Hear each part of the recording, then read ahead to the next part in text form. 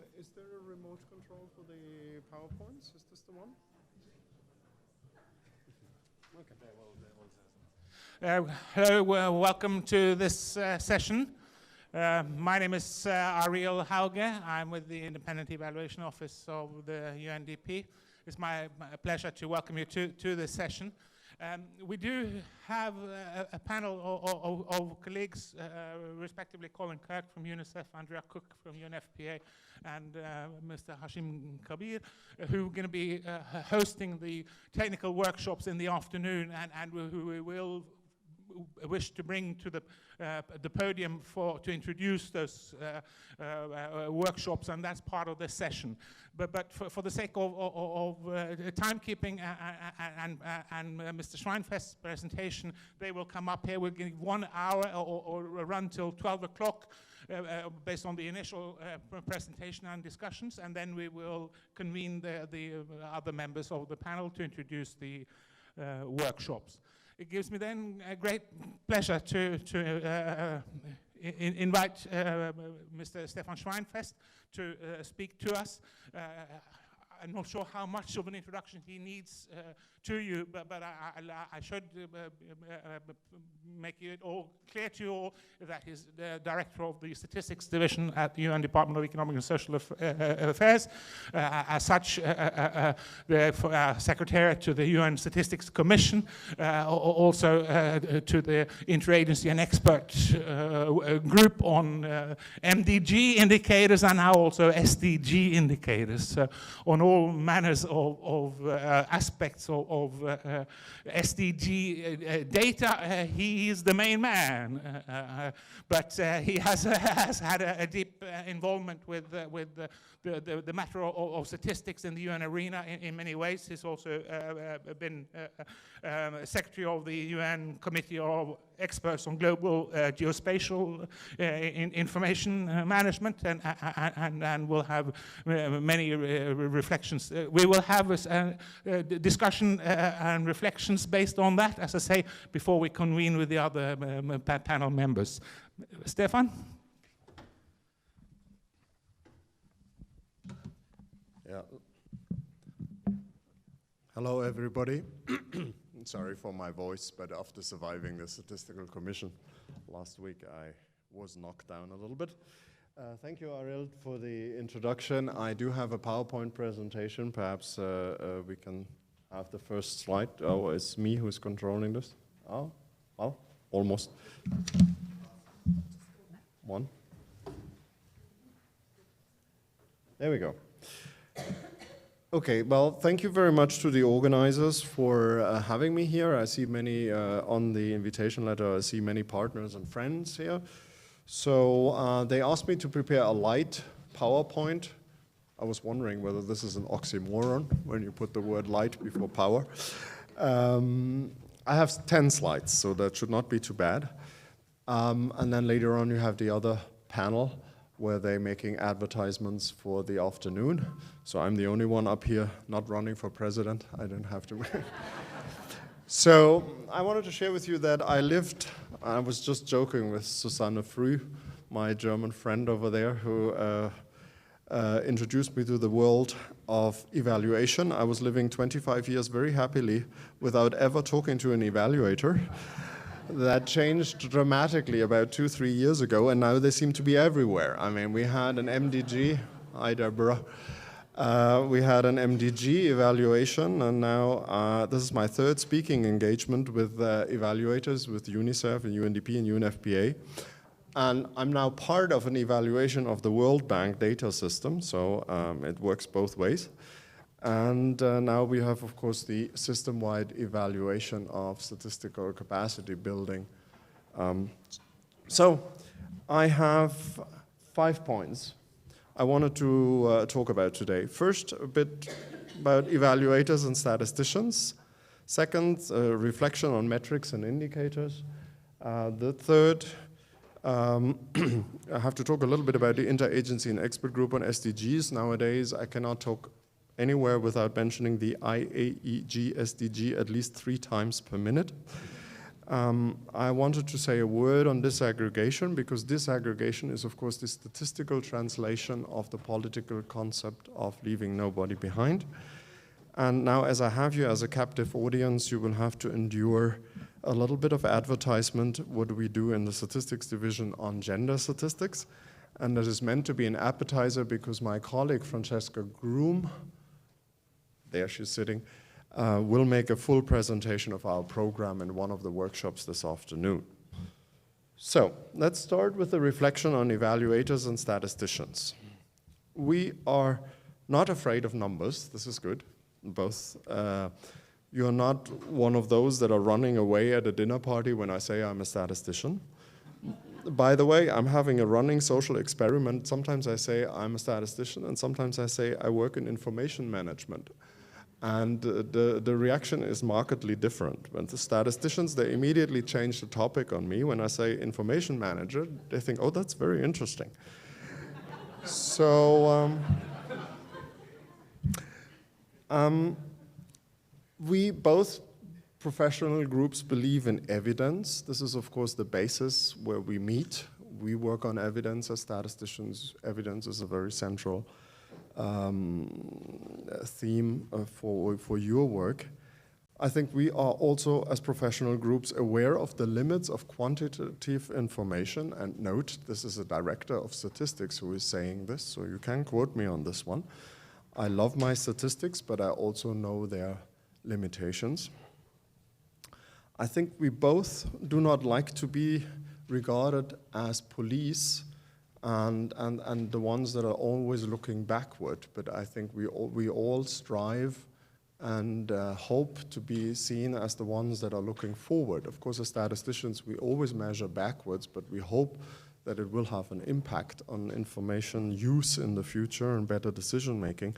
And I know in my many discussions with evaluators that they don't like to be confined to be looking into the rear view mirror, but of course you want your work to be future oriented and the information and the analysis to be used. We, I think, both believe in a long-term perspective that sets us sometimes apart.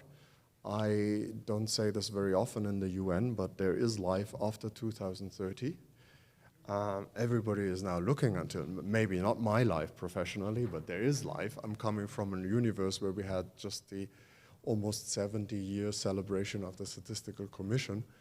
So I think we are very used to long-term perspectives, whereas we are all focusing very much on the agenda now, but the things we are working on, the underlying data, information, evaluation capacity, are things that will occupy us even long after this particular agenda is completed. And I always say in statistics in particular, we are measuring development. So we are not in the business of taking snapshots, but we're actually making a movie over time.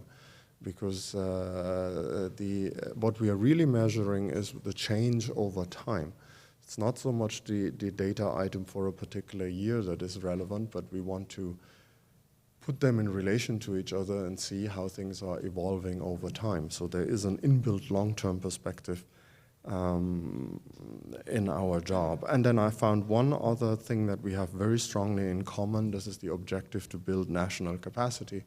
We always talk about national capacity building for statistics, and of course I know that you very strongly believe in strengthening national capacity in evaluation capacity, evaluation capability. So just a few reflections at the beginning, what we have in common and what, not so much what sets us apart.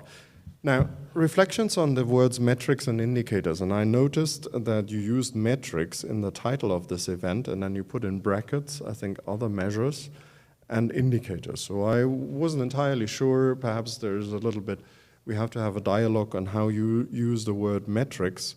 But anyway, perhaps the answer is already in my first point. I just had two reflections on this. First of all, indicators, and I keep telling this to people who get too excited about the indicators nowadays.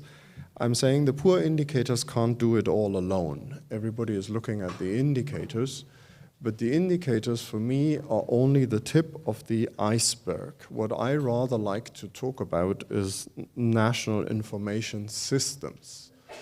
And national information systems consist of indicators, they consist of statistics, which is much larger than the indicators, of course. They consist of qualitative information also. They consist of big data, whichever way this is defined, and, for instance, geospatial data. So I think our challenge is to put all these information elements together into a national information system, and the word system implies some logical relationship between the various information items. It's not just a juxtaposition or an assembly of information pieces, but there has to be a framework behind, a logical framework. And I think that's fully in the spirit of the Sustainable Development Agenda, and that's still missing a little bit. This is even a challenge for us because our statistical production is too often still in silos. We have economic statistics, we have environmental statistics, we have demographic statistics, and the various experts are experts in their area, but what this agenda is challenging us is also to better understand the cross-sections, the connections between the various pillars of the development agenda, and that starts with the information system that is underneath. We need to have informations that you can put in relation to each other, and sometimes that has very simple consequences. If the age groupings in education and the age groupings in other areas are not the same, then you cannot relate the data to each other. I mean, in health or in education, and so sometimes we need to do more work having the cross-section of the data in mind. And I always tell countries the first thing you need to do or should be doing is to have a national data council, whatever you want to call it, bringing everybody that has a little piece of your information pie into the room. In our world, it should be done under the leadership of the national statistical offices, but it would obviously require to bring in the room national line ministries who have specialized information, other players like academia, in universities, or even the private sector who may have very extensive databases on particular aspects and so. So this is something we are working on. The statistical community is struggling with this a little bit. It's not an easy thing to work on these partnerships because sometimes you come from very different backgrounds, private sector, public, civil society. But I think we're making progress. Like under the Statistical Commission, we had a working group, Big Data for Official Statistics, since 2013. And I like to emphasize this. This was before everybody got excited about data revolution, and then they point to us that we are the dinosaurs and we don't want the data revolution. Well, I have news for you. We already started in 2013 talking about big data and how big data can help official statistics. This is not always an easy dialogue, but I mean, we are starting with it. So now the second point that I wanted to share with you, apart from emphasizing that we need national information systems, is the question, what is a good indicator? And you can have philosophical debates for a very long time on this, but let me highlight a few points here. Of course, the first element of a good indicator is it has to be relevant. It has to actually measure what it is supposed to measure, and I think you are all very familiar with that concept. If you come from an evaluation perspective, you are probably very often challenging us that we are producing the wrong information because it's not really measuring what you want to measure. And it's not so trivial sometimes. I mean, sometimes, for instance, we had once a big discussion is safety and security and safety in the city. Is it measured by the number of policemen or policewomen? Yes or no? Is it a good sign if you have a lot of police, or is that precisely a bad sign? So sometimes it's not so trivial whether an indicator is really measuring what you're trying to measure. The second element is, of course, solidity. That's our job as statisticians, to make sure it's based on solid methods and quality criteria. I don't want to talk too much about this.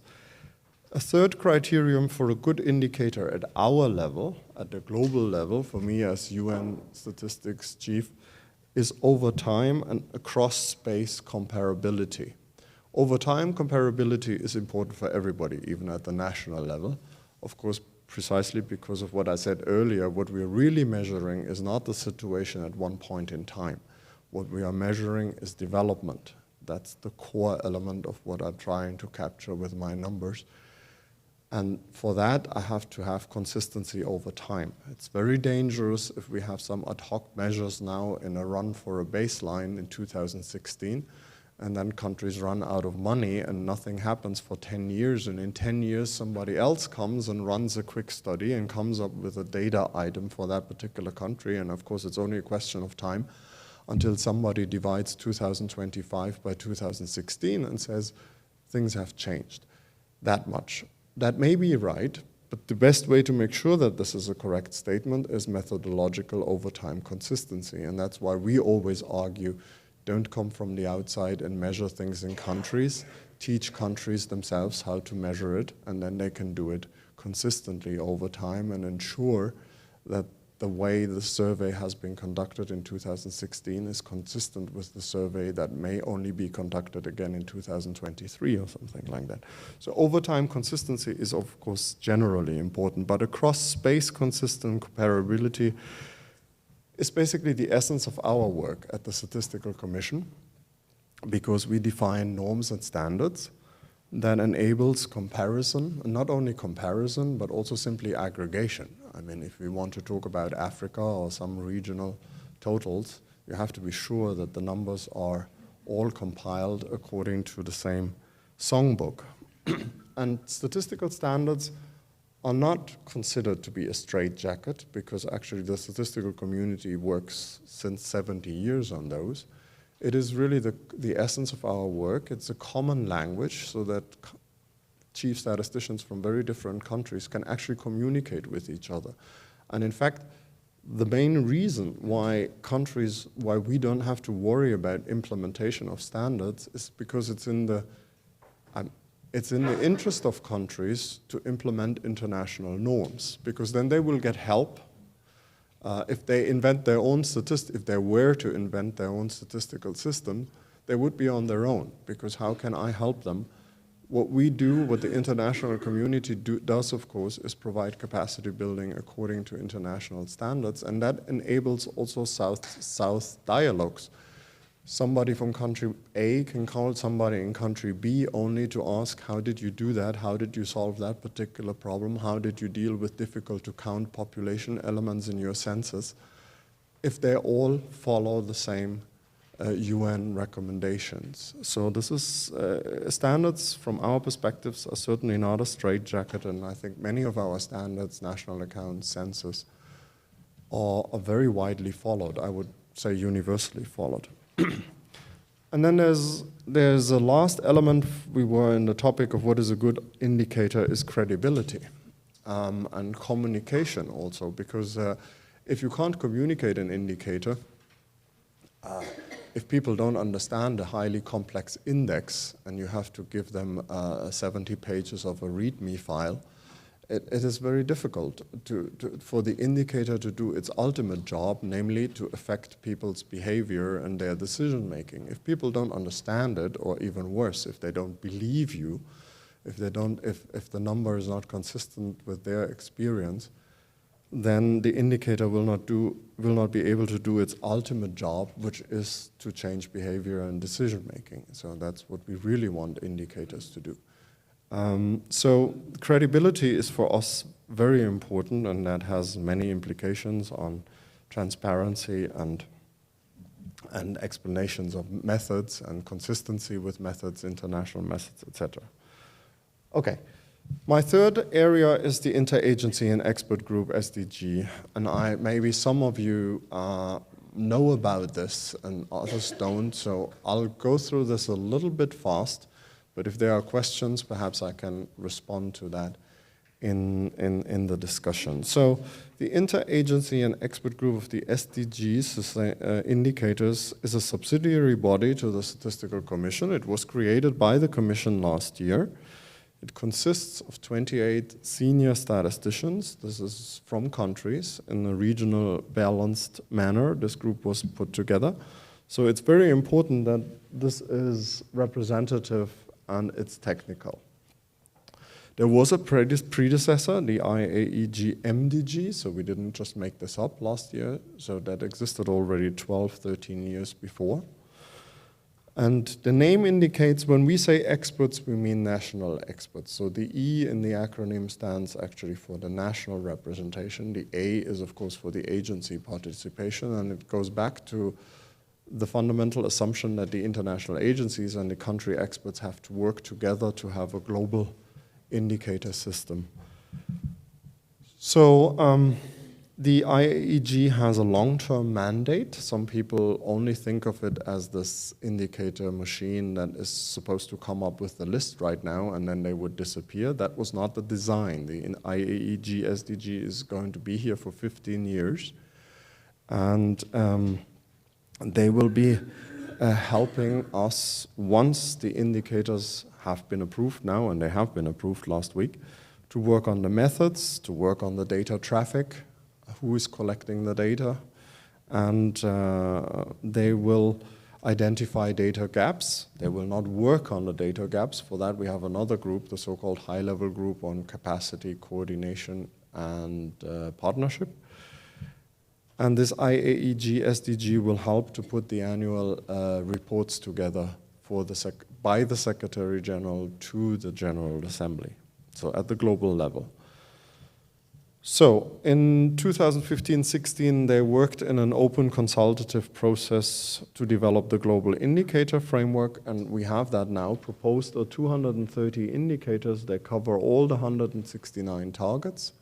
That was put before the Statistical Commission last week, and hooray, on Friday, the Statistical Commission agreed with this proposed indicator framework. Now, statisticians wouldn't be good statisticians if they just give you an easy answer. No statistician will ever give you an easy answer. Every number or everything that we deliver comes with at least 7 footnotes. So the footnote here is that it's approved as a starting point and subject to future refinement and revision. So the statisticians were the first ones to know that these 230 indicators are not all on the same level. Some of them are relatively solid. For them, we have a lot of data. Others, we barely know what we are talking about. I mean, they are aspirational, perhaps, at best. And I'll say a word to that in a minute.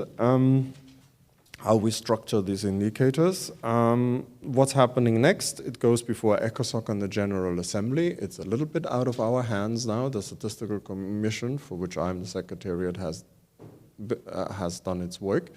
It's now supposed to travel to ECOSOC and the GA, and I understand the intention is to have this all done by June, so that we would have the official political green light to use this as the indicator framework.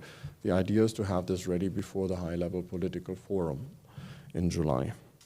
And technically, we are out of business now because the GA mandate just gave us the work to do this initial proposal, but I think there's a wide recognition now that more work is needed. So the Interagency and Expert Group and the Statistical Commission expect a new mandate to work on these refinements or further developments. But 2 important questions have to be answered by the General Assembly, namely, who will work on the indicators? I mean, will they give the mandate back to the technical level, or will they do it at the political level? That is not in our hands. I certainly hope that it will go back to the technical level, and when. There are different political views of how often an indicator framework should be revised. Some people call for a living document that would sort of imply annual potential revisions. Others say, no, it has to be a little bit more discreet, perhaps every 3 years, every 5 years. Of course, this is the eternal conflict that we have, is you don't want to change statistical methods too often. So you sometimes have to live with something that you know is not so up to date anymore, but in order to generate a time series, you keep your system constant and then you change it after 5 years, after 10 years and so. So that's something we are very familiar with. Just what I just mentioned, one of the first steps that the interagency and expert group will do, irrespective at its March meeting that is coming up in a couple of weeks, irrespective of the mandate that we are getting from the General Assembly, is introducing a tiering system by sorting the indicators into at least 3 categories. Tier 1s would be where we are very happy, we have methodologies and data. Tier 2 would be where we have methodology but no data. And tier 3 is where we don't have really a lot, and we have to be really controlling expectations and telling people that we will probably not be able to come up with good solid data anytime soon. Now, the next one, I promise, is my only complicated slide, and then we are almost done. I have been struggling with the word after indicators. I've used indicator list, indicator framework, indicator architecture. I don't like indicator list because it's just a list. It gives you the idea that there's no internal structure. It's just sort of a long listing. So I've used the word framework, but framework is, of course, a very ambitious term. And I sometimes use the word architecture. I mean, there are at least 4 elements of indicators that we need to distinguish here also, and I just want to be very clear. These 4 boxes are the global indicators, then underneath you have national indicators, and my dear friends in the regional commissions would kill me at this moment because I forgot to put in the regional indicators in between. And then on the right-hand side, we have thematic and sectoral indicators, and underneath, possibly even subnational indicators. And you can probably extend this framework even further. I was actually only working with the Statistical Commission on the top left corner, the global indicators. And I think that's very important because the one and only purpose of that global indicator list is to report to the General Assembly every year and to help the General Assembly at the global level to understand where there are problems. And problems are either sectoral problems, pay attention to this goal or this area that we are falling behind there, or geographic problems that you say we're doing generally fine, but this particular region or this particular type of country is having problems. And so in our report, from the Secretary General to the General Assembly every year, we do not identify individual countries. In that report, we are not saying Malawi is having problem with goal X or something. That's not the purpose. The purpose is to give the General Assembly a sort of a global picture of where we're standing in relation to this ambitious agenda and where are areas that require global attention and policy interventions and so. Now, this is, of course, only the starting point. I mean, underneath, you have at least the regional and the national. And we would hope that, of course, at the national level, they would take the indicator framework at the global level as a starting point and then first look what is relevant to them. And some may really not be relevant to every country.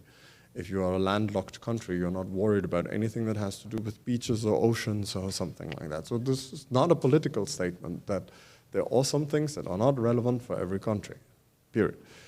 And so you can delete a few and you will probably have to add a lot because then depending on your national circumstances and policy concerns and priorities, we would hope that, of course, the national, regional, and global indicators, and then on the right-hand side, the thematic indicators, and I mean there, for instance, one example, we will specifically talk about gender indicators. We have 52 gender indicators that were adopted by the Statistical Commission 3 years ago. We are not throwing them away. This is just the more detailed information if you are very interested in the gender aspect.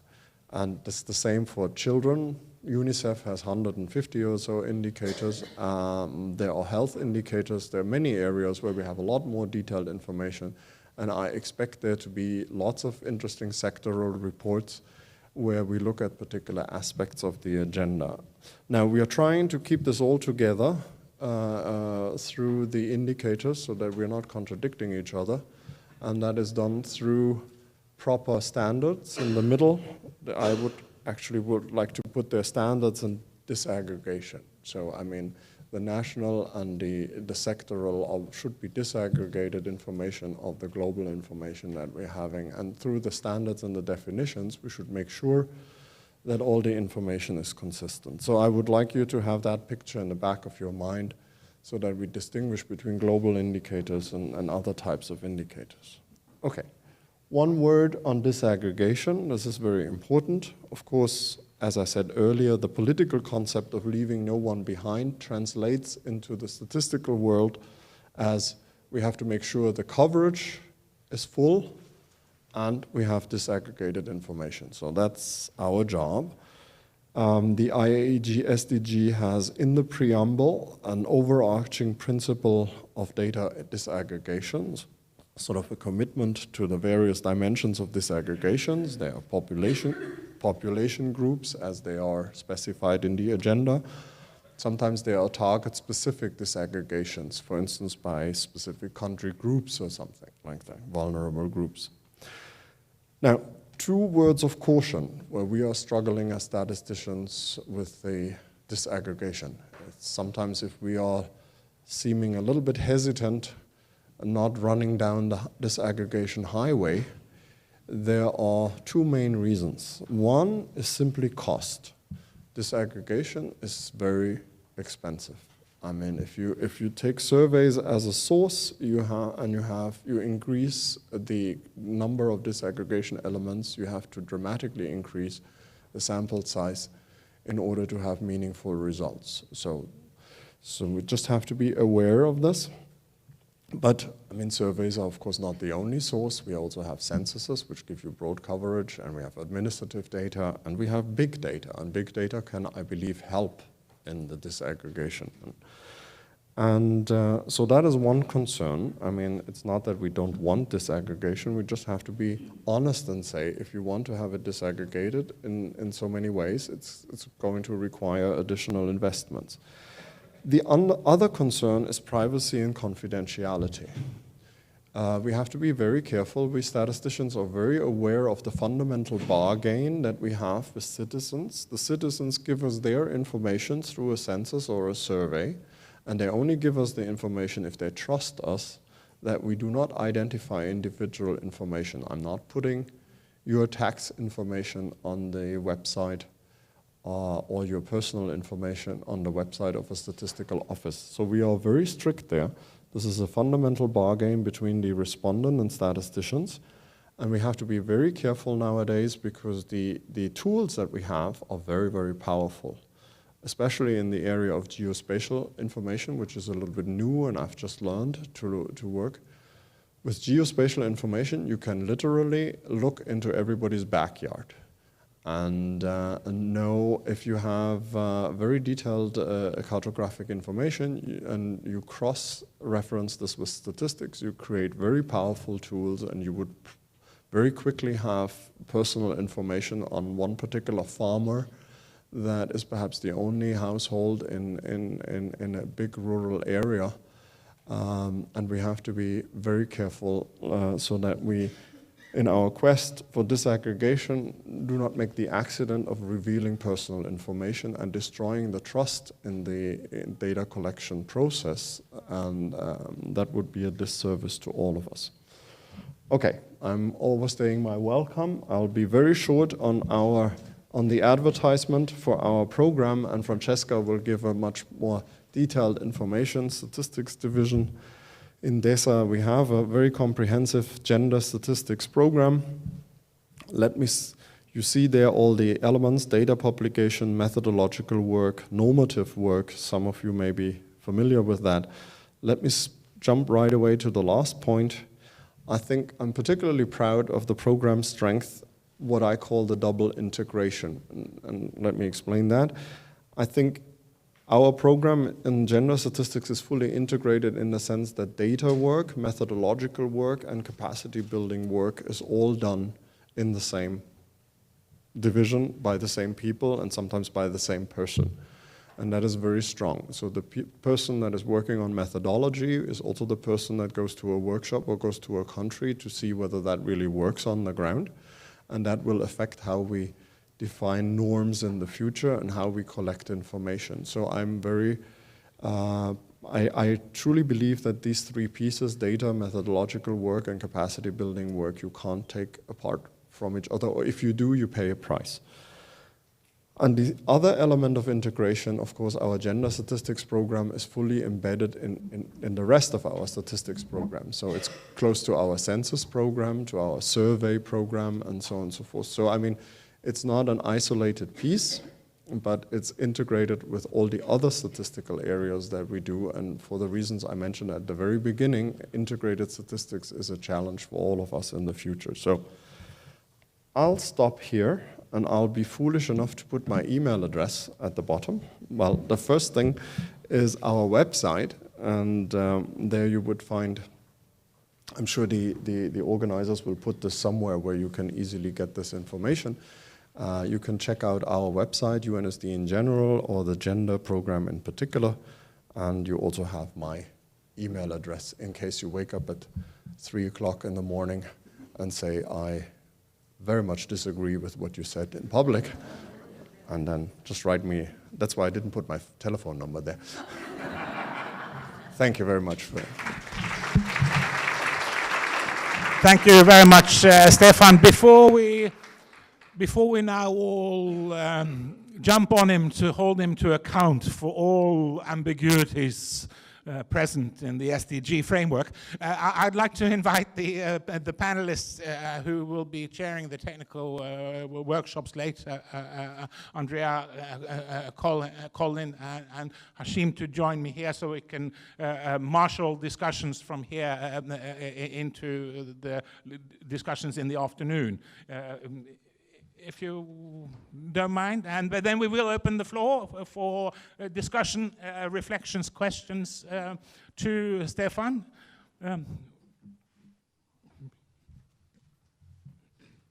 After an initial round, I will ask the panelists if they have questions for Stefan, separately from a later introduction of the specific topics, respectively new metrics, complexity, and evidence and use.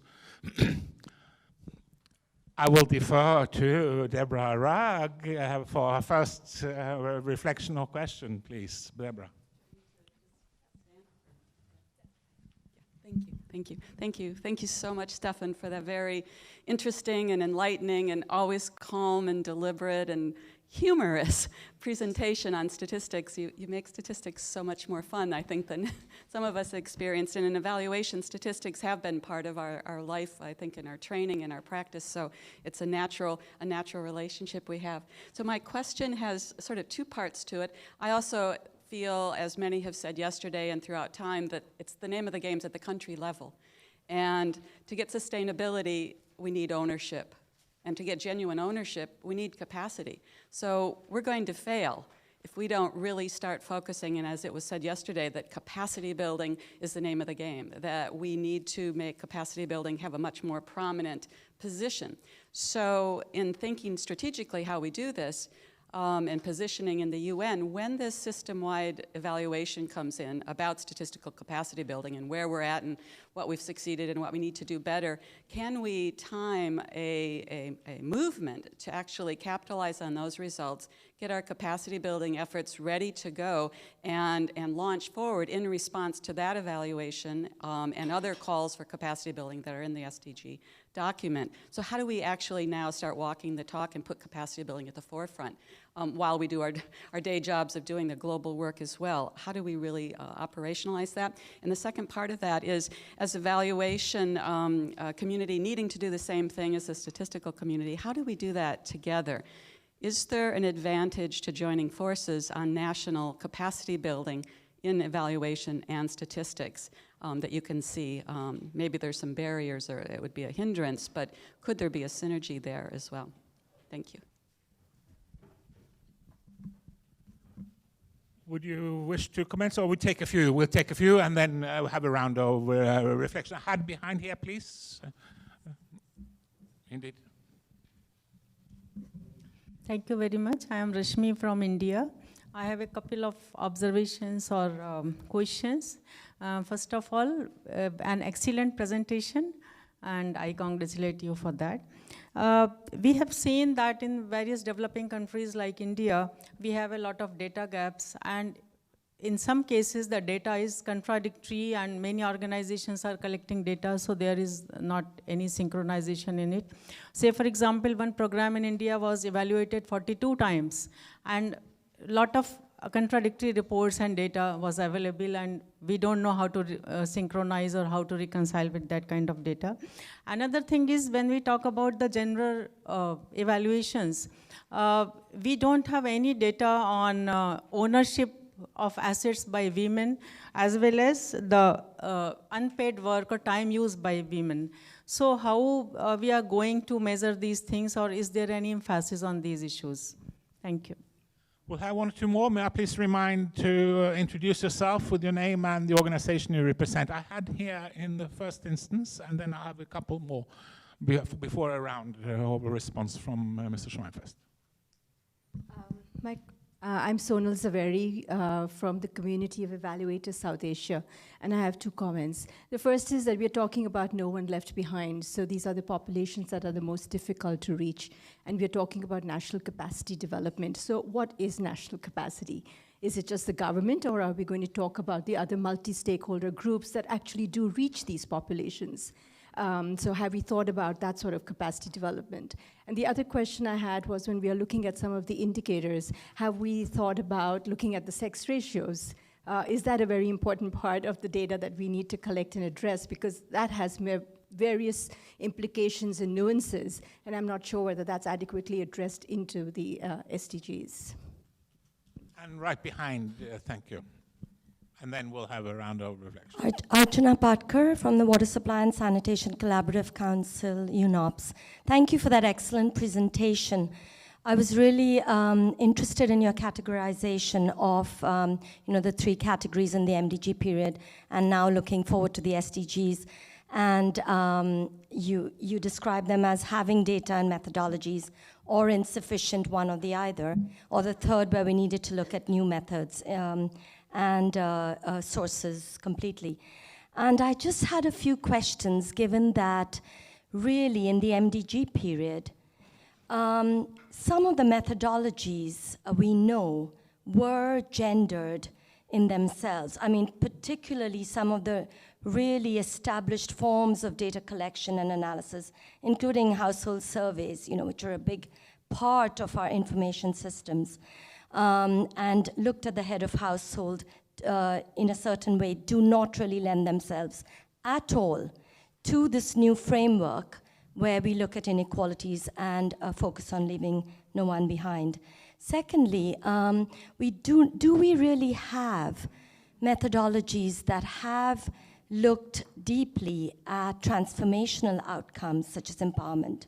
Not just where we capture unintended consequences, which may be positive, but really that look out for catalytic factors that may lead to transformation and empowerment. And thirdly, the theme of progressive realization, which is very much part of the human rights framework, and so embedded in the SDG kind of ethos. Do we really have methodologies to capture that? Thank you.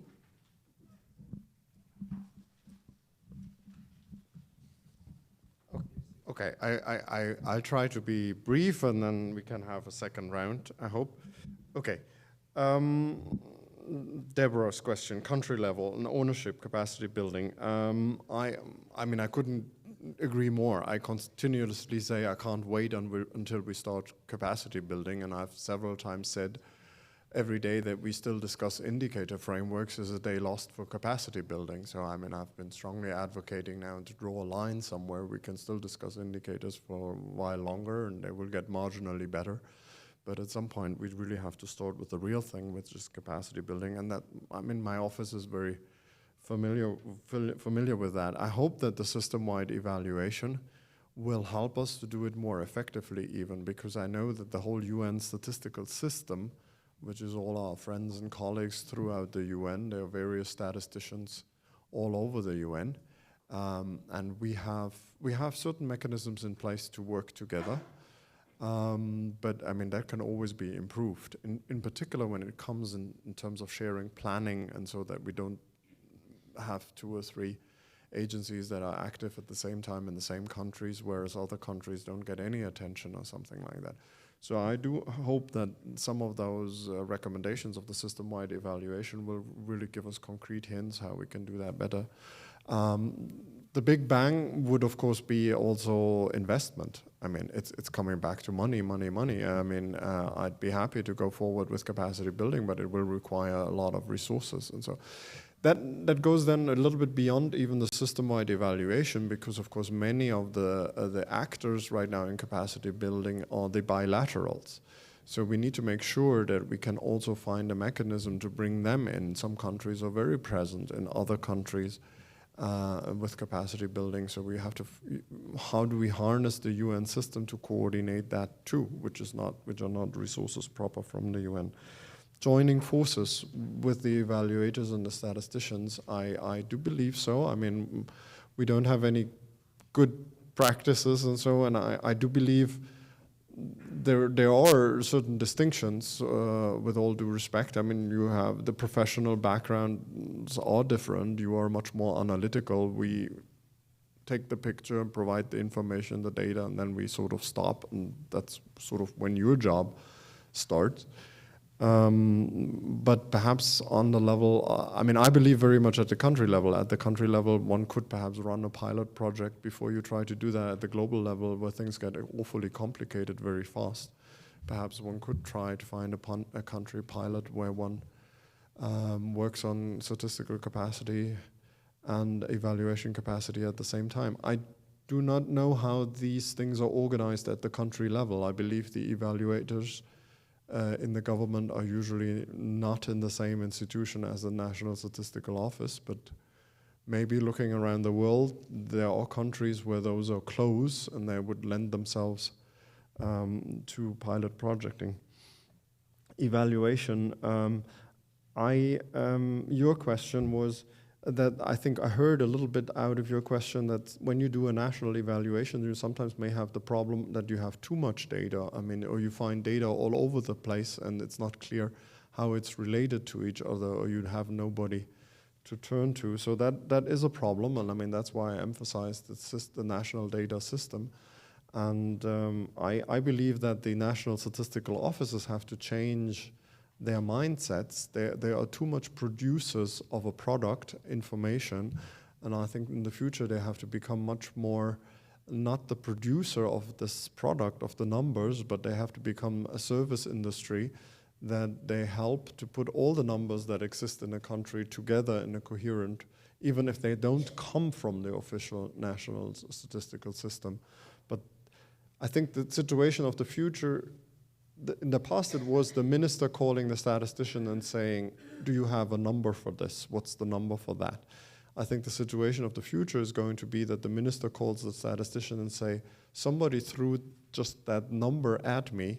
It didn't come from you, but how good is it? Can we use it for something?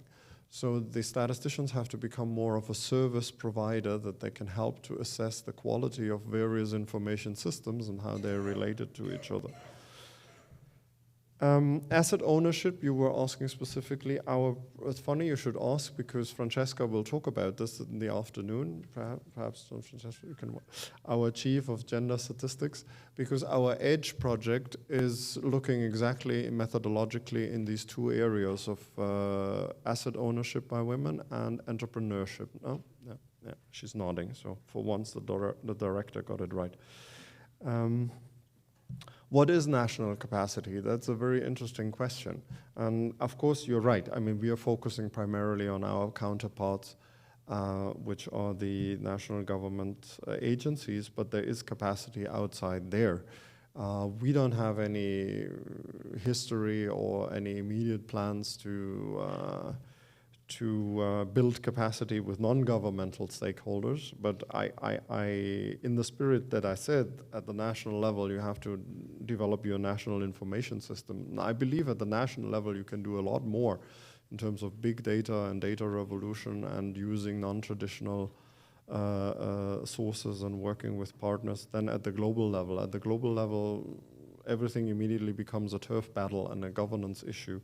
That may exist at the country level too, but it's much more practical. So I'm not sure I understood your question on sex ratios. I mean, of course, that's one of the disaggregations that we are trying to achieve. That, I mean, wherever that is relevant and possible, it should be broken down. And so we can calculate these things in the future for our indicators. You mentioned the question with the household surveys, whether our instruments are actually adequate to measure what we want to measure, and the answer to that is simply no.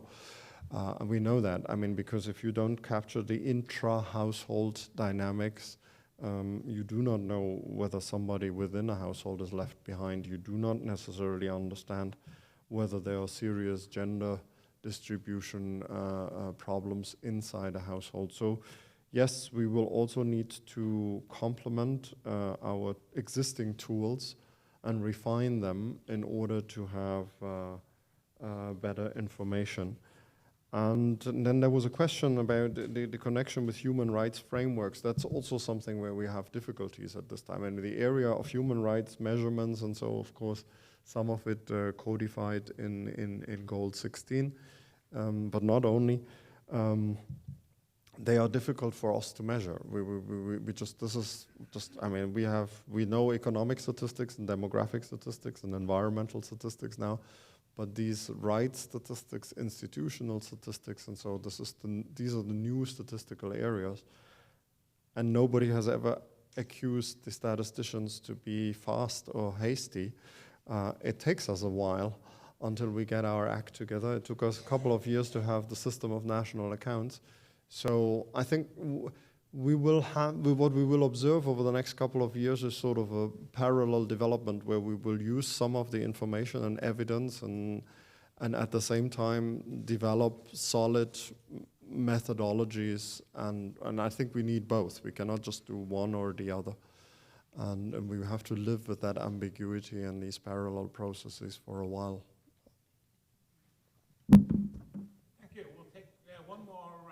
The floor. This time I'm going to start from over this side at the back here on the further. Okay, you've got it, and then one ahead of you in front, table in front after that. Hello, everyone. My name is Pamela Ritt, and I work here in the evaluation office, primarily on early childhood development related evaluations. And my question is somewhat related to the earlier question raised about the role of other stakeholders in generating data and how we can integrate data that's generated by even children themselves and to support and align with the data that's generated by government statisticians. So I'm wondering, given the movement of volunteering geographic information, the movements in self-enumeration, in urban areas, for example, where many organic informal settlements don't even exist on government maps, how can we get at inequity by engaging these other stakeholders and the data that they're generating to map that alongside the very comprehensive way that you presented the information today? Thank you. Then the table in front there was a lady. Yeah, good morning. My name is Anne. I am from Sierra Leone. I want to thank UNICEF for being with us during the Ebola time. Now I come to my question.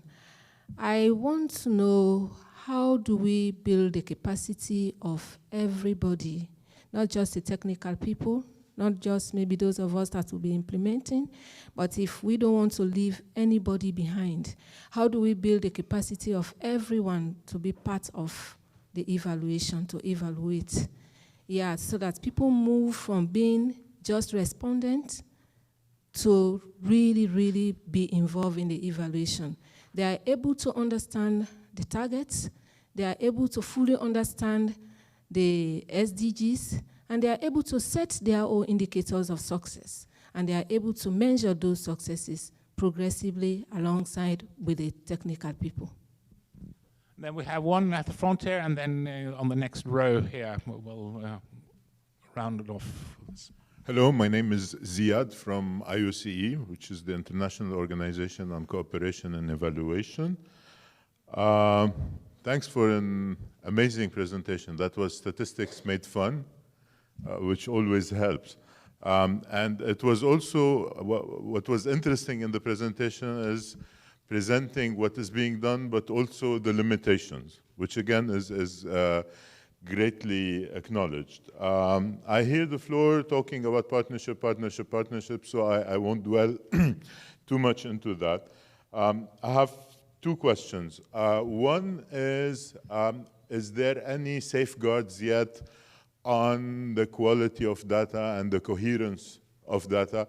For example, if we take water, agriculture would be wanting more water, environment would be wanting more water, and there could be some kind of conflicting indicators / statistics around these. And the list go long if we acknowledge the interdependencies that Marco showed in his presentation this morning. The other one, while I fully acknowledge and appreciate the concern for privacy, I'd be interested to pick your brains on what lessons can we understand from the big data, which is kind of revolutionizing the way we approach statistics and how we can project it into this classical approach to statistics about human development. For example, I don't personally have a Facebook account deliberately, but every time I open any kind of application, like could it be a newspaper or a travel site, Facebook pokes me in. Hey guy, when are you going to open an account? So privacy is lost. Few days ago, I was looking about high cholesterol levels. I think it speaks to the room. And since then, on my Gmail, I get tips on how to deal with cholesterol. So in that sense, Big Brother is watching you so much through the big data that A, we can draw some lessons that can make this gigantic task slightly easier, and B, yeah, I mean, what would you see from that? Thank you. The best I can do is leave no table row behind. I have one in the middle here, please. And then we will let Stefan respond. And then we don't want to shortchange introduction to the later workshops. So. Hi, this is Tessie Katsambas. I have a company in Washington, D.C. Called Encompass, but I'm I've been very engaged with Eval Partners and earlier with IOC. So I want to kind of make personal to you and to UNDP one of the themes that has been shared today. UNDP in this, the underlying question is how are we going to model this empowerment language? So UNDP is very powerful, has fantastic resources and reach, and it's at a decision-making table with this fabulous program that you presented. How is UNDP going to model this empowerment and engage others, both in terms of process and in terms of specific methods, such as community statistics or maybe other things, that can be integrated into the master plan? And how and when are we going to deal with some of the tougher methodological issues that Ziad started on, such as integration across sectors, but also integration throughout the process in a way that will also help Deborah Rugg when she goes out and builds capacity to kind of bring everything together. So how do we make empowerment real? Let me just clarify that Stefan Schweinfest is with the Department of Economic and Social Affairs, which is part of the Secretariat. That is not part of UNDP, so she will relieve him of responding on that particular aspect. I'm not on the part of UNDP in charge of UNDP's statistics work, and so I can't, in the manner of his responsibility at Secretariat, respond likewise. But I will leave all those points for you to reflect, and then we will see how we are for time. As I say, I don't want to shortchange the introductions to the workshops we're going to be having this afternoon as well. Thank you. Now, I was so much looking forward to answering on behalf of UNDP.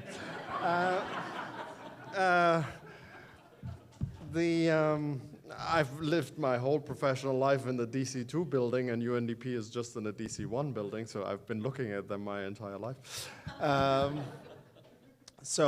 seriously, the role of other stakeholders, there was this question, and you alluded to citizen-reported data and so forth, and you were pointing to the local level, and I just want to come back to a point that I perhaps didn't elaborate very clearly, but I mean, data, sometimes people ask me, is this data item good or bad? And I said, this is not a question of religion, it is a question of purpose.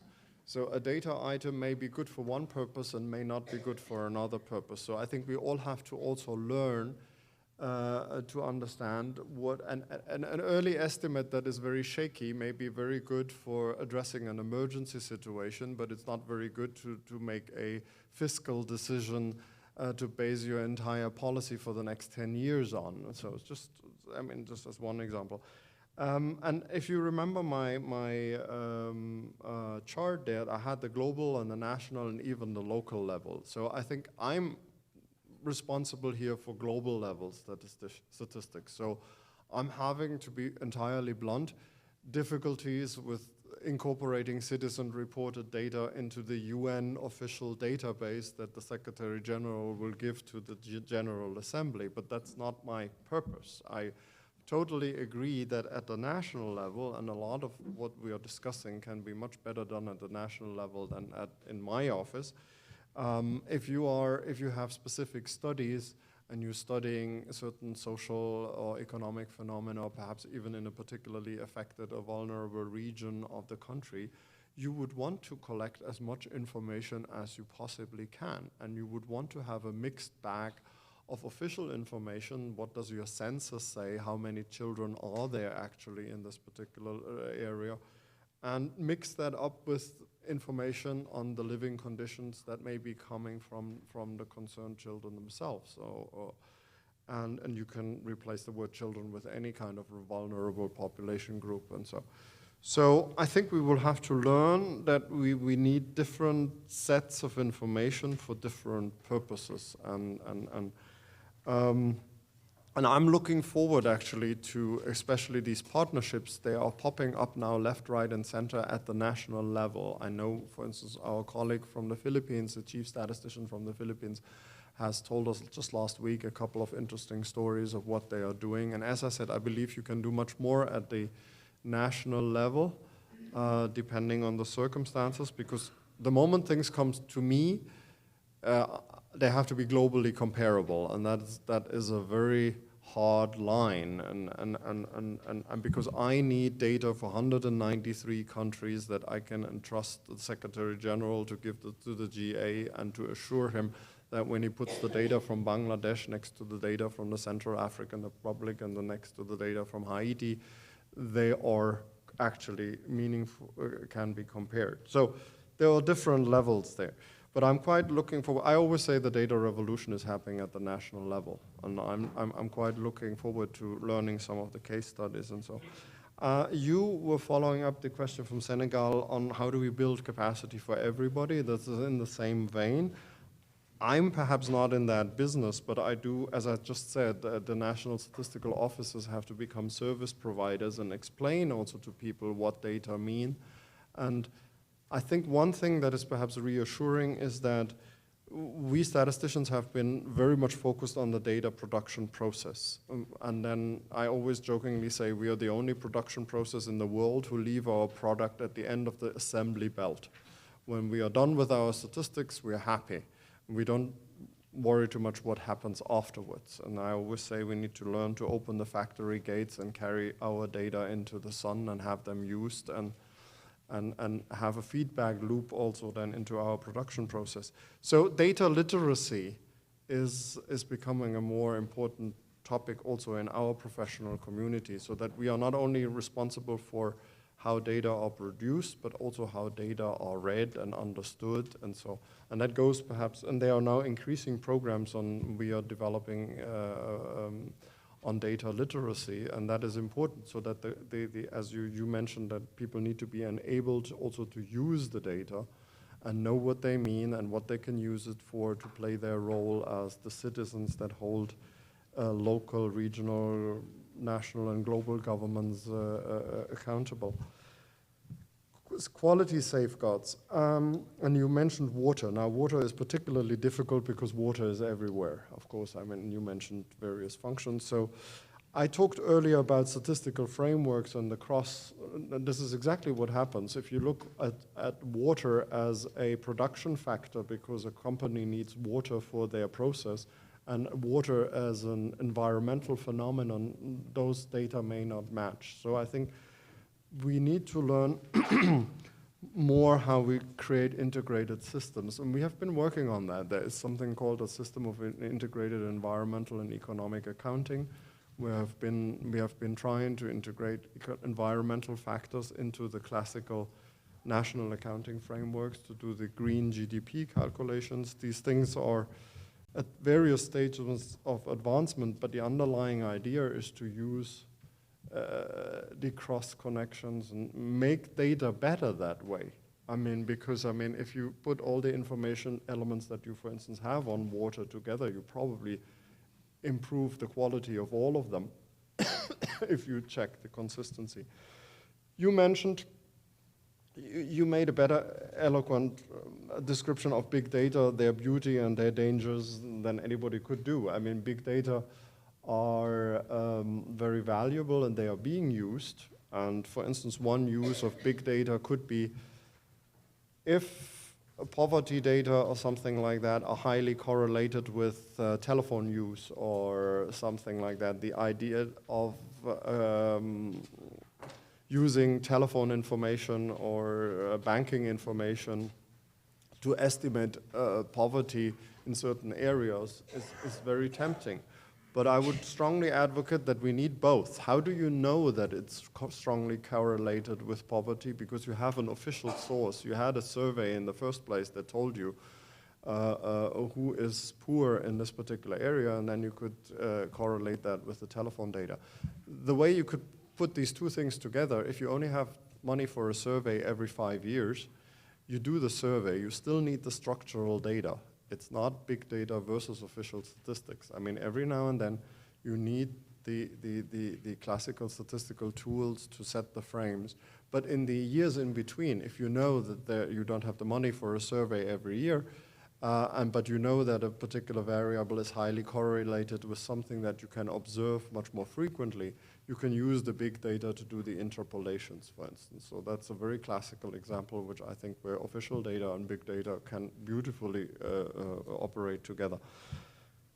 Big data, using big data, we should also be careful. Big data doesn't mean a lot of data. Big data means unstructured data. And we are using often big data already in our official data for national accounts, for instance, and so.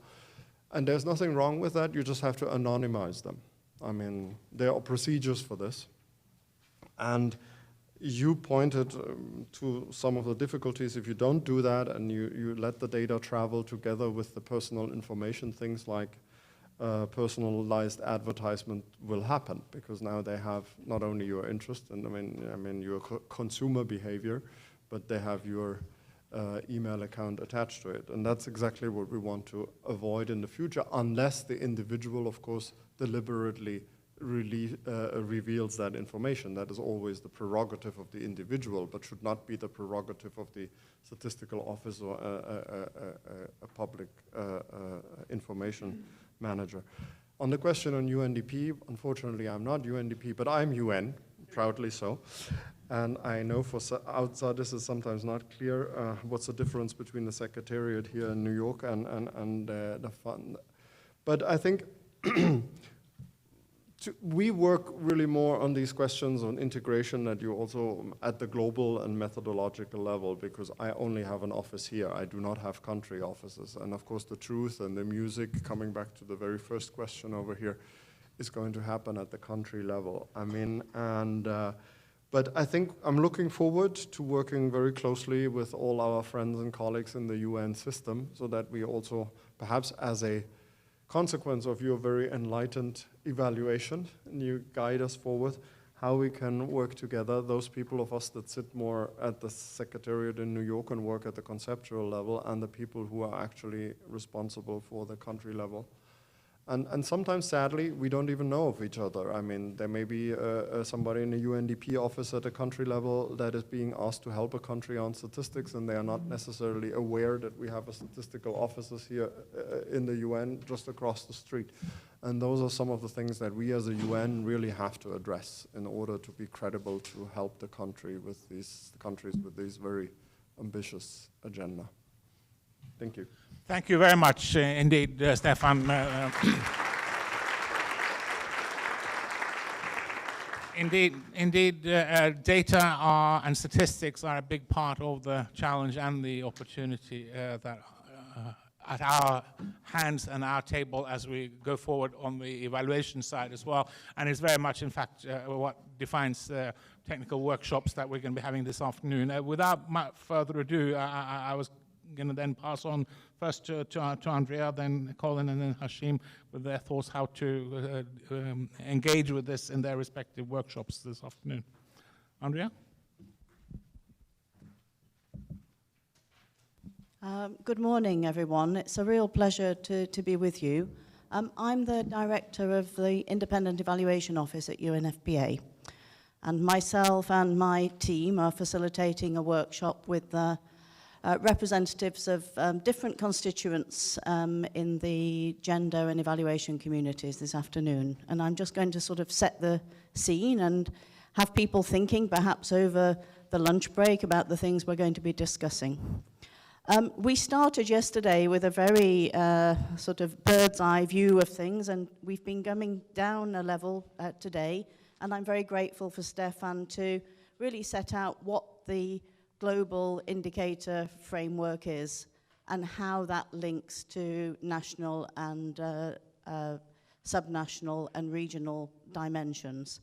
And we're going to be exploring this a little bit this afternoon, what it actually means for evaluation practice, how we harness data to meet the needs that are being expressed at this meeting. But I'd just like to sort of take us from statistics for a moment and think about the human face of the SDGs. If we're concerned about gender and equity, there are some very, very specific people that I think it helps us to bear in mind as we go through the next day and a half. And I'm going to bring this into focus with someone who's very close to the heart of the organization I represent, the UN Population Fund, and it's the young girl. The 10-year-old girl on the verge of adolescence. So I'm just going to paint a few pictures of young girls who are 10 years old, 12 years old, 14 years old now, on the verge of adolescence and their adult lives. So first of all, a 10-year-old girl living in Malawi, poor, rural, living in a remote rural settlement. She lives in a large family, surviving on subsistence agriculture. We're talking 2016, so her family are already facing the shocks caused by the El Nino this year. Food crisis, lack of income, starvation, death of younger siblings. This is the reality of the world we're in. What does this mean for her life going forwards? Possibly the end of her schooling, an early marriage, teenage pregnancy, obstetric fistula, lifelong disability. This is the reality of the world we're talking about. We have her 12-year-old sister living in Calcutta in India, trafficked from Nepal, already earning her living as a sex worker in an urban slum, vulnerable to flooding caused by climate change. Or her 14-year-old sister who's trekking on migration routes through Europe to flee the conflict in Syria. Metri described this morning very, very well about the inequities being multi-layered and shifting through the life cycle. So please bear this in mind. This is the reality of what we're talking about when we are exploring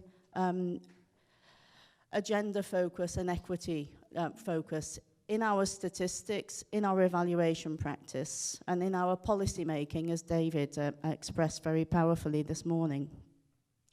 By 2030, these girls will be adults, And the success of the SDGs is actually predicated on transforming their lives within their lifetime.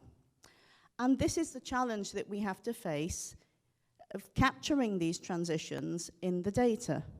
How can the data capture her gendered experience, the inequalities and equities that these girls face as they try to get an education for themselves, to access healthcare, to find a livelihood, a home, safety, and realize their basic human rights?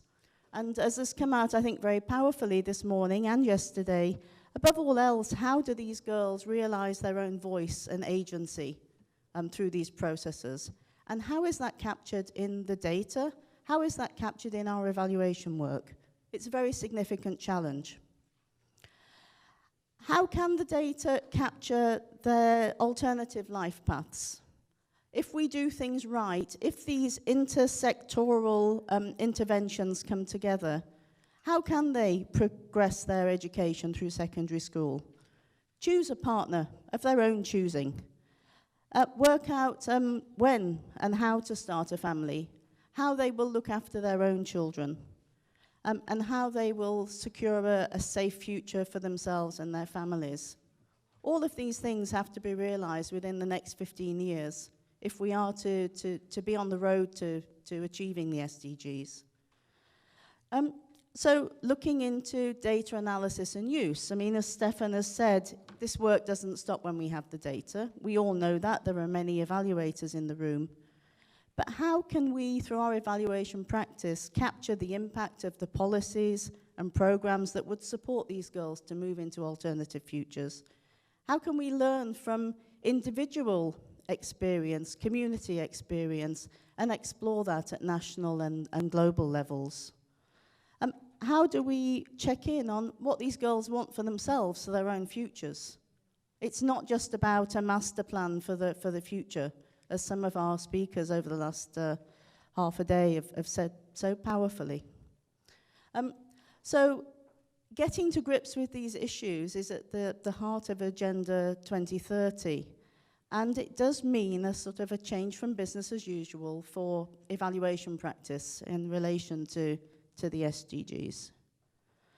It really means recognizing the limitations and challenges posed by the indicator framework, by data availability and reliability, and particularly when it comes to disaggregation. We need to understand, I think as Stefan has tried to set out this morning, some of the limitations and challenges around that. We need to be able to understand with that and work with that and then find alternative ways forwards. It needs this understanding of what the data revolution can bring, complementing existing sources in terms of range, access for comparable data, and how data and evaluation practice can support accountability and transparency. Running through the heart of what everyone has said, I think, since yesterday afternoon, is the need for transparency, because that underpins people's right to access information and interpret information and hold the duty bearers to account. Importantly, I think it means a stronger commitment to data analysis and use, and a number of people have said this, and it needs this to find ways to bring fresh ideas and evidence to the table. I think the Agenda 2030 creates a space, I think, for the first time to work alongside the intergovernmental processes and bring civil society, the research community, and other voice into these processes. So we should be able to move beyond these traditional UN spaces and use evaluation, evidence, and other types of research to drive a more progressive agenda. I think most people today have said that these issues around production, analysis, and use of data needs to move beyond a simply technical and administrative process. And this is really challenging when we're bringing the voices of women and marginalized groups in particular into this. So this afternoon, our workshop will start to delve into these issues. We're very, very happy to have Francesca Grum, who will set the scene on the SDG gender and equity indicators, will help us explore what the data sources are, how we can monitor those indicators, and start to identify some of the technical and political challenges around that. We'll be exploring very much whether the global indicator framework for the SDGs is gender sensitive, and exploring where it is, where it isn't, and how we sort of move forwards from that. We have 3 discussants from different constituencies, international development banks, the UN, and civil society feminist tradition. And we'll be looking at the challenges to gender and equity-focused evaluation, looking at whether the developments in data can offer us new opportunities to evaluate the SDGs from a gender-responsive and equity-focused lens. But we'll also be looking quite a lot at how the data, and new sources of data in particular, can better capture and contribute the views and voices of women and marginalized groups into a more participatory evaluation practice. So I hope that sort of set the scene and whet the appetite for the work that we'll be doing this afternoon. Thanks. Thank you. We'll pass on to Colin. Do indulge us a little bit for time. We will be out of here by 1:45, and not cutting too much into your lunch. Colin. Great, thanks. I'm aware of great anticipation around the room for the discussions that we're going to have in the afternoon. So this is really just a little bit of a taster for what we'll be discussing in workshop 2, which is concerned with the SDGs and equity and complexity. How do we bring those issues together and take them forward into the 2030 agenda? So it's really just a little bit of a commercial. I had quite a lot to say, but I shall try and limit it to something a bit shorter. When we talk about complexity, we tend to start using words with more than 4 syllables. I'm going to try not to do that. Today's workshop, this afternoon's workshop, is really about trying to address the new development agenda, Agenda 2030, and in particular, addressing complexity. Complexity of the agenda, first of all, and I think Marco referred to that this morning, how the various goals and targets are interlocking, and complexity of the context. And we just have to pick up a newspaper to see how dynamic and rapidly changing and how complicated and complex the context, the global context is at present.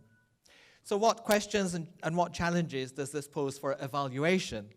In particular, how do we take equity and gender equality into account within the emerging development context?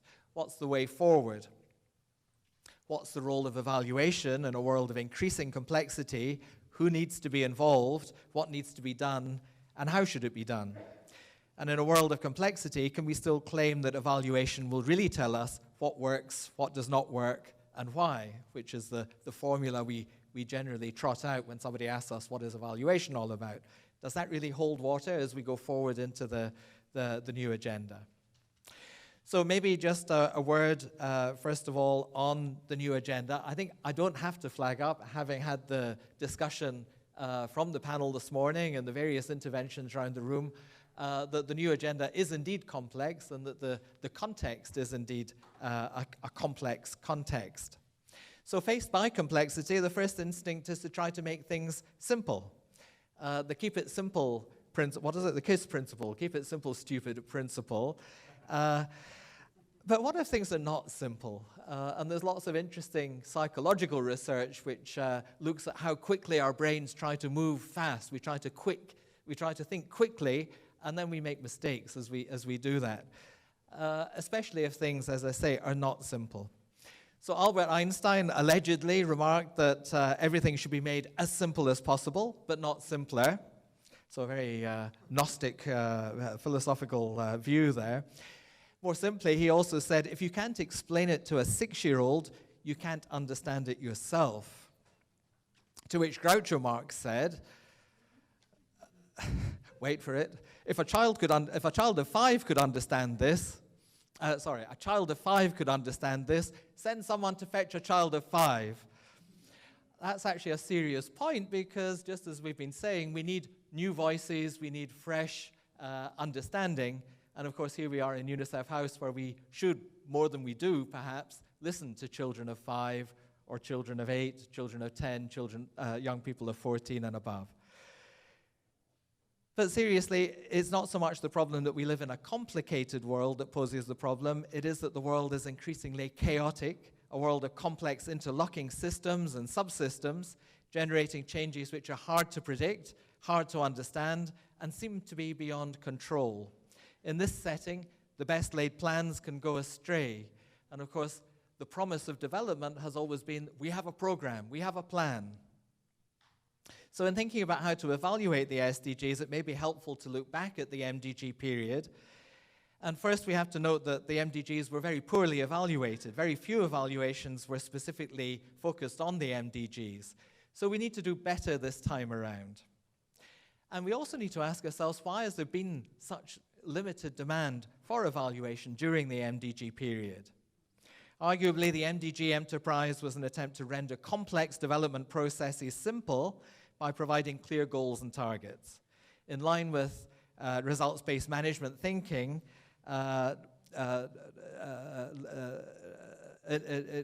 essentially it was a linear approach. Set the target and then work towards the target. We thought we knew what works. All that was required, therefore, was to set the goals, set the targets, and undertake effective implementation, and if possible, accelerate towards the goal. Well, all very nice and simple, but perhaps we should say simplistic. We all knew the way forward, or so we thought. And indeed, there have been great achievements. Let's not undermine that at all. Astonishing progress in China and East Asia, for example. Remarkable progress, for example, in child mortality, reducing child mortality in East Africa. And you all know of many, many other cases. So low-income countries have become middle-income countries have become high-income countries, and high-income countries became BRICS. So we had Hicks, and BRICS. In human terms, wonderful progress, never mind the poetry, but many were left behind. Growing inequality is a very oppressive reality. There was an unbalanced development agenda. We're aware of jobless growth, we're aware of conflict, we're aware of disease, and surprising and rapid outbreaks of disease that have taken us by surprise. And climate change. Here we are in just coming out of the warmest February since records began, apparently, and there are still those who doubt that climate change is a reality. So we thought we knew what works until we noticed that perhaps some of it wasn't always working everywhere. So in countries enjoying rapid growth, inequalities meant that many were being left behind, many were being excluded, many were being discriminated against. So we need to be thoughtful when we take the slogan from the SDG resolution and from indeed today's workshop of no one left behind. What do we really mean by no one left behind? If we think it's just about reaching small pockets of underserved and disadvantaged people, think again. In 2007, just before the world crashed into its financial chaos, another example of complexity perhaps to think about, the famous Oxford economist Paul Collier published a book called The Bottom Billion. This was about the 1 billion left behind. So it's not just the question of the 5%, it's 1 billion who were left behind at that stage. And as we know, that was even before the current conflict in Syria, for example, kicked off. So we have a question of scale, and I think one of the issues to take forward into perhaps each of the workshops this afternoon is to consider scale. Leaving no one behind still means doing what it takes to help the bottom billion, not just the bottom 5%, to find their way towards lives of fulfillment and well-being and dignity. Let me move on. I'm taking a lot of time here, but I just want to return to this issue of our approach to development. In some ways, the MDG era can be seen as the culmination of central planning, which, if you like, kicked in the 1940s, characterized a lot of mid-20th century thinking and planning, not just in the Soviet Union, but indeed quite widely across the UN system, if we're honest about it. I've suggested already that the NDG era was in some ways the peak of results-based management thinking, very linear, lots of assumptions about top-down planning and management. So while log frames, for example, are a powerful way of simplifying complex realities, we have to ask whether those kinds of approaches are still useful. Can they cope with situations which are indeed transformational? And we've heard the question raised already about, if we're serious about transformation, how do we measure it? How do we begin to think about it? How do we deal with situations which may depend on human choices or management of risks and great uncertainty? In other words, can that kind of thinking guarantee and generate successful outcomes in a very uncertain world?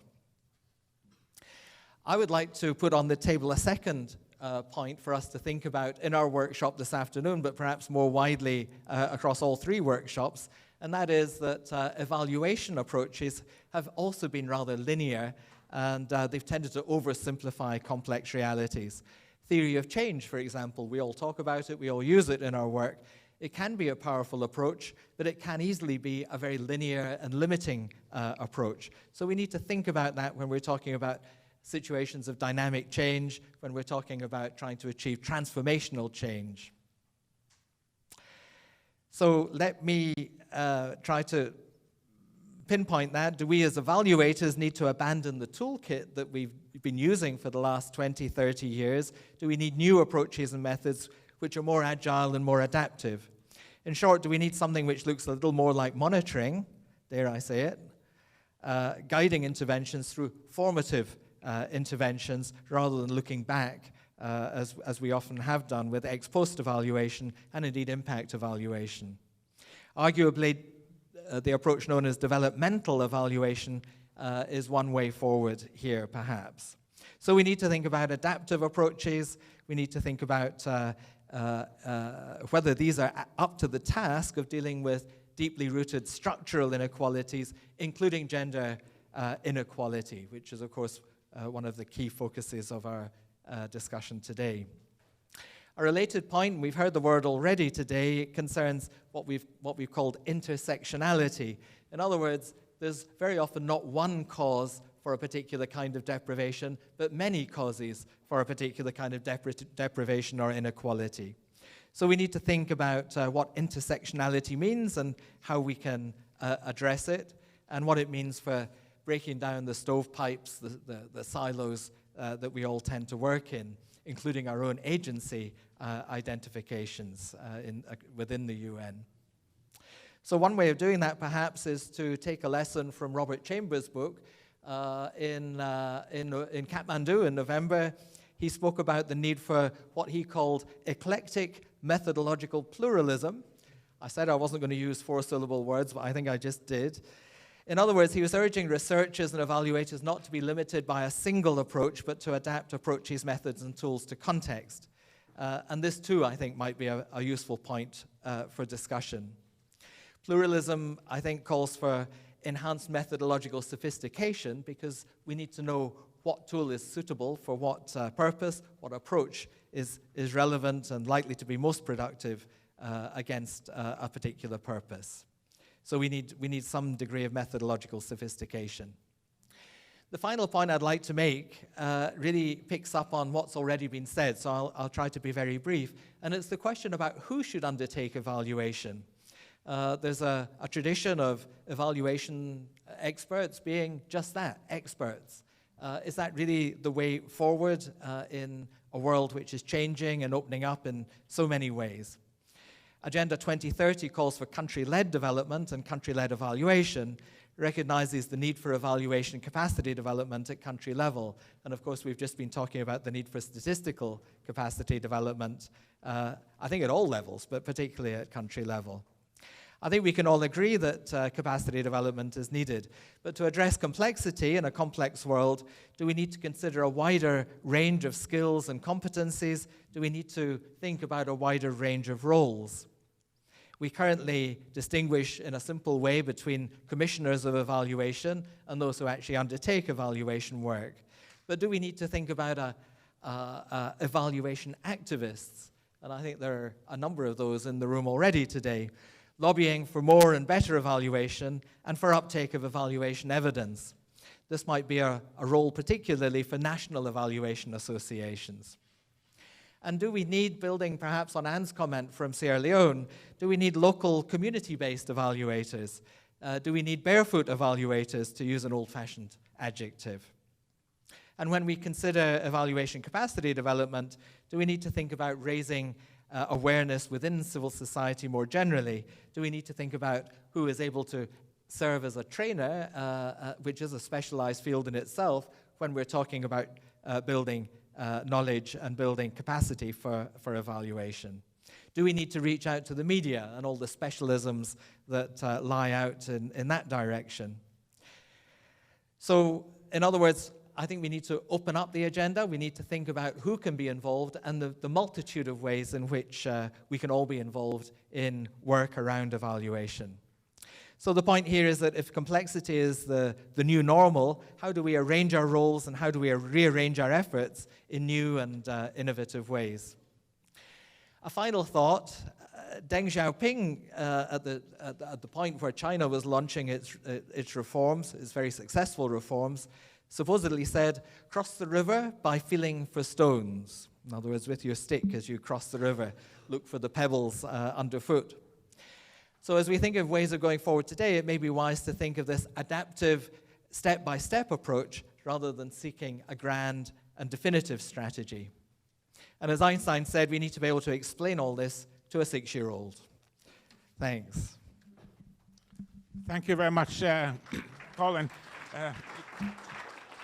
Lastly, marshalling the workshop in the afternoon on evidence and use of evaluation, we have His Excellency Kabir Hashim, Minister of Public Enterprise Development, Sri Lanka, and also Chair of the Global Parliamentarian Forum for Evaluation. Kabir? Yeah. Thank you. I think it was a bad idea in the start to let a politician be the last speaker before lunch, because I'm not going to let this mic go for a while. And I was just thinking, when Stefan was talking about introducing himself as a statistician, sometimes he said he was an information manager. Well, we have worse problems when we have to introduce ourselves as politicians. So I usually end up saying, when somebody asks me what do, I tell them I'm an astrologer, that I predict his future. That way I get away much better. So we all are in the same boat, and I'm really happy to be here, you know, because I see a difference. Because in the whole line of the discussion, it became apparent that the need for the political part of evaluation to be included, for politicians to be an integral part of the whole system, because finally you talk about IAEG, SDGs, the new indicators, the will to do it, the funding to do it, building a new framework, who has the power to do it.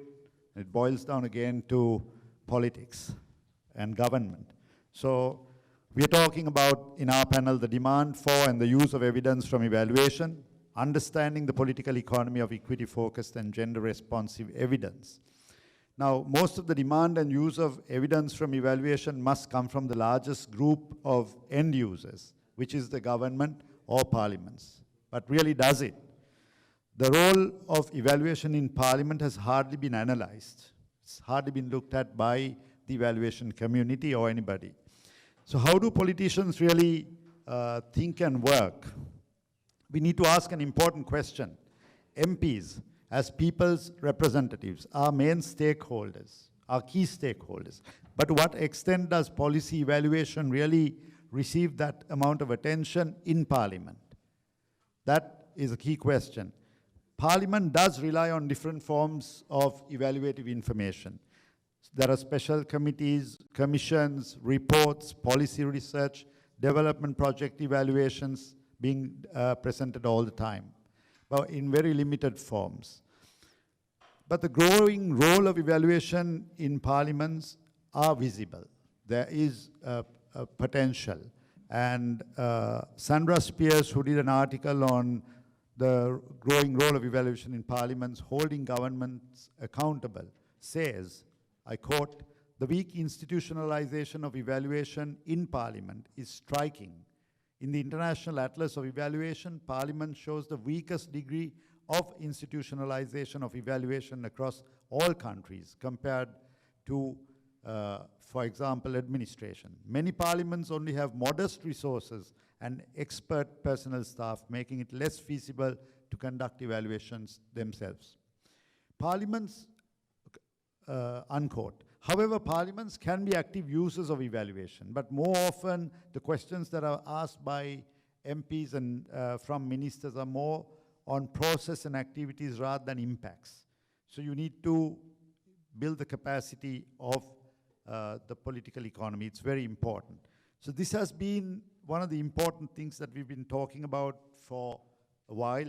That's why the Global Parliamentary Forum for Evaluation has engaged itself with the evaluation community. This has to be a linkage of both of a lot of stakeholders. It's like the value chain. If one cog in the wheel doesn't work, then the whole system breaks down. So it needs to come together. And in a sense, maybe in the MDGs, that's one place where we had an issue, we had a gap. So in the SDGs, we need to take care of that gap. And in this sense, we have also looked at some studies where in the German parliament there have been questions that have been asked regularly by parliamentarians, and they're focused on mostly the interior policy, labor market, social policy, education. In most instances, they've asked about women, about gender, about family, about elderly people, about youth. So there is an awareness. Parliamentarians are talking about relevant things, but how much have you tried to support them to increase their capacity in understanding these things? So in this sense, there is demand for evidence-based decision-making. There is demand for evaluations which are gender responsive and equity focused, but we need to bridge that gap that exists. So our panel will be specifically looking at these challenges and thinking of how we're going to look at building this bridge across. Because if you look at what we need to do in our panel, we'll be particularly looking at the issues, because in the last couple of years there have been, in many areas, many economies have continually spoken about the wrong focus on growth. Thomas Piketty has been talking about terrifying growing income gaps. Joseph Stiglitz in 2012 in New Delhi at the 4th OECD World Forum spoke about the frightening income disparities. Enrico Giovanni, who is the OECD Director of Statistics, spoke about new alternate measures in place of going beyond GDP. So if you look at countries, how you measure disparities, Gini coefficient is one of the things, and 40% of the countries globally have a huge, the Gini coefficient is over 0.45, which shows there are huge income disparities. How do you make politicians aware of having the right data, the statistics that give them information? That's important. So in that case, in that sense, you need to engage politicians vigorously. You need to have capacity building of MNE in parliament. You need to have new public accounting management information rather than being focused on activities and processes, more on being focused on results, which is happening slowly. You need to build the Auditor General's capacity in each country and creating awareness on both sides. So this has become very important. I think in that sense, you need a new framework. And most of you all here are evaluators, and being evaluators, you need to create that demand. And that demand is mostly in government. And so you need to work together. So I'd like to wrap up with a little story, because this is very tempting. Somebody told me this story, and I said, I thought I should tell you this, how things happen with parliamentarians. And that's important, because how you act before an election and after an election. This is the story about this politician who got run over by a truck and died, and then he went up to heaven. He was met at the gates of heaven by St. Peter, and St. Peter said, look, we're going to take you on a tour and show you heaven and hell, and you can choose. You have the right. So he said, I'll take you first to hell. So he was taken to hell, and when he walked in, then he saw this huge golf course with a golf club, clubhouse, And then he saw a lot of guys. He saw the devil himself, you know, very friendly. There was caviar and wine, and, you know, all his friends, colleagues, politicians were there. They were having a good chat. So he found this was very good. And then just when he was settling down, St. Peter said, now I have to show you heaven. So he was taken out and taken to heaven. And in heaven, he saw lots of angels sitting on clouds, playing the harp, very mellow music, very peaceful. Everything was so smooth. And then he was taken out and said, okay, now you can choose. I said, well, I like heaven, but I think hell was much better, so let me go to hell. So St. Peter said, okay, and then he took him and said, okay, these are the gates, and pushed him in. Then he goes in, and there's all reptiles and a very dry desert, and there's nothing there. He looked at St. Peter and said, this is not what you showed me as hell. Well, he said, that was campaign period. Now you have voted and finished. So, see, how do you keep parliamentarians focused on what they campaigned on, right? You need to show them figures, data about how important it is for them to realize what they need to get. So if parliamentarians, politicians see the need that there is a marginalized group, there is a disadvantaged group, who is a powerful bloc that you need to look after, that they can translate into votes, then they begin to think. So it becomes, that's how you create the demand. What is in it for us? That's very important. So in this sense, I'm sure we're going to have a very exciting discussion at our panel about developing that new framework. And in the end, for anything, you need the funding, and we've talked about a national evaluation policy for all countries, for all parliaments, which would become a mandatory reason for funding being available, for building the framework and creating the demand. So we have in our panel, we have amongst many, we have 6 parliamentarians sitting in the panel representing Kenya, Cambodia, Nepal, Tunisia, Colombia, and Sri Lanka. So we would have a cross-section of parliamentarians telling you the challenges that you will have to build this framework. So we look forward to an exciting time. Thank you. Thank you very much. Please just hold momentarily for an announcement on logistics and of the workshops this afternoon. Ada? Okay, some housekeeping. It's important for you to bear in mind that all the 3 workshops will start at 2 p.m. sharp. So workshop number 1 will take place here. And I would like the coordinators to please stand up so people can see you. Alexandra from UNFPA, you can see her. Okay, thank you. Workshop number 2, evaluation and complexity. The venue is 15th floor in this same building. So you exit the elevator, and on the 15th floor, you will see at the right. There is no way to get lost. And the coordinators are me. Where are you, me? Me is there helping you. And also Gita, who is at the back. Thank you, Gita. Workshop 3 will take place at 633 3rd Avenue, which is a building where UNICEF also has some offices. 633 3rd Avenue, 22nd floor. Those who are attending that workshop should be at the entrance of UNICEF House, this building, at the entrance at 1:40. And you will be escorted by Christian, please Christian, stand up, and by Acela. Where is Acela? Acela doesn't know the building, but he will escort you anyway. Okay, so 1:40 sharp. Remember, if you are delayed, you will have people waiting for you. And I think if no one is to be left behind, we also have to be considered with others. Okay, thank you very, very much. Enjoy your lunch and look forward to seeing you in the afternoon. Thank you.